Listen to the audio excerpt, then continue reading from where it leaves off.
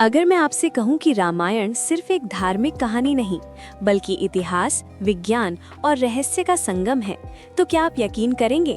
आज भी रामायण में लिखी कई बातें ऐसी हैं जिनका जवाब आधुनिक विज्ञान के पास भी नहीं है। आज इस वीडियो में हम रामायण के वो फैक्ट्स जानेंगे जो अक्सर बताए नहीं जाते। वीडियो के अंत तक आप खुद से पूछोगे, क्या रामायण सच में सिर्फ कथा है या भूला दिया गया इतिहास? अक्सर कहा जाता है कि रामायण हजारों साल पुरानी है, लेकिन वाल्मीकि रामायण के अनुसार रामायण की घटनाएं 7000 से 10,000 साल पुरानी मानी जाती हैं। भारत के कई प्राचीन मंदिरों, शिलालेखों और खगोलीय गणनाओं में रामायण के समय की ग्रह स्थितियां आज भी मैच करती हैं। सवाल यह है, अगर ये सब कल्पना है तो आकाश में ग्रह इतनी सटीकता से कैसे लिखे गए?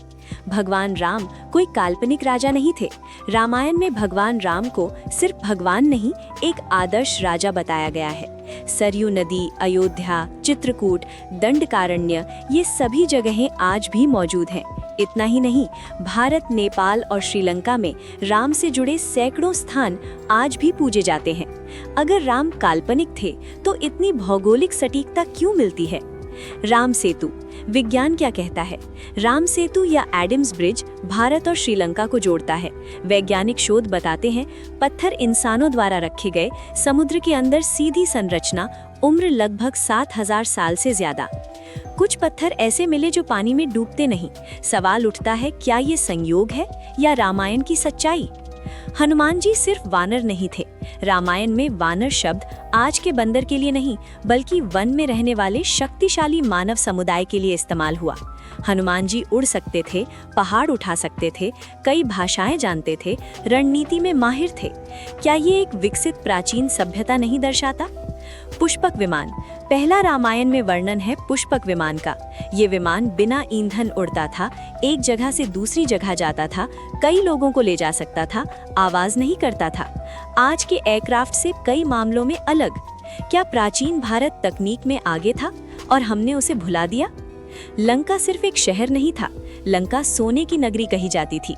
रावण महान विद्वान, वेदों का ज्ञाता, खगोल शास्त्री, शिव भक्त।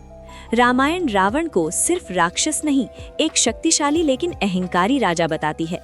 क्या रामायण अच्छाई और बुराई की सबसे गहरी कहानी नहीं है? युद्ध सिर्फ हथियारों का नहीं था। राम रावण युद्ध सिर्फ तलवारों का नहीं था।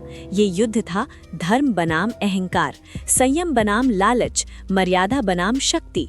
राम जीतते हैं क्योंकि उनके पास सही उद्देश्य था। यही रामायण का असली संदेश है। रामायण आज भी जिंदा है।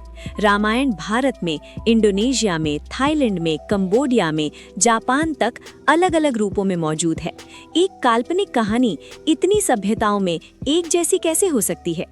अब आखिरी सवाल, अगर रामायण सिर्फ कल्पना है तो जगहें क्यों मौजूद हैं? खगोल गणनाएं क्यों मैच करती हैं? संस्कृति आज भी क्यों जिंदा है? या फिर हमने सच को कहानी समझ लिया? कमेंट में बताओ तुम क्या मानते हो।